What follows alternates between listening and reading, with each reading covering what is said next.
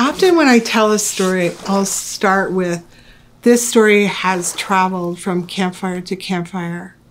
And I share this story with you today because I want it to live. I want it to survive. The one who gathers themselves decided he wanted to explore. So ever so slowly, he takes a grain of that dust and that dirt, and he starts to mold it and put it together.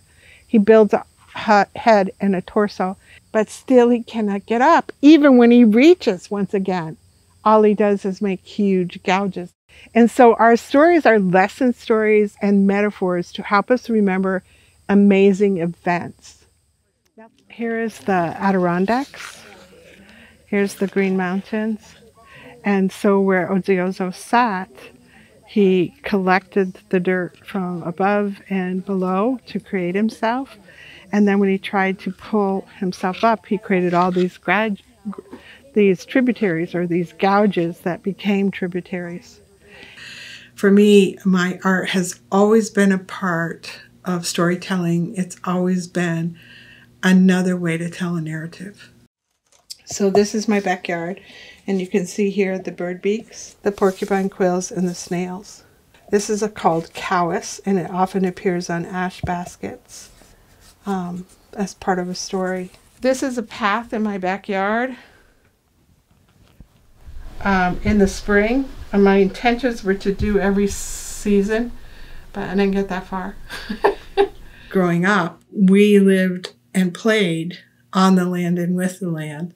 It was a dirt dead-end road. My aunts, my uncles, my grandparents, my cousins were all there.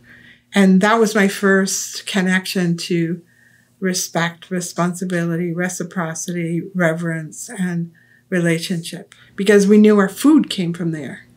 We knew everything we needed came from the land. So this one I think is going to be respect. How he's looking at all the flowers and showing respect. I like it. My art has always been a part of teaching. There's so many math concepts that are directly connected with the art of basketry and beading.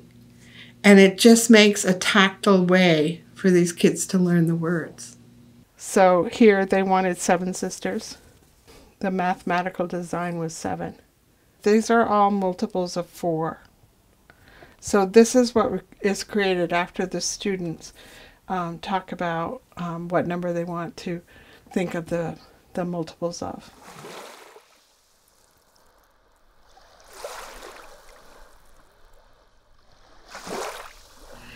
So when I'm advocating for traditional ecological knowledge to be included in climate change issues, it's for my grandchildren. When I'm arguing for equity, it's for my grandchildren. I just feel that where I sit today, my words, actions, and deeds will be reflected on 3 generations forward and 3 generations backwards. And that's what I'm trying to do now in my life.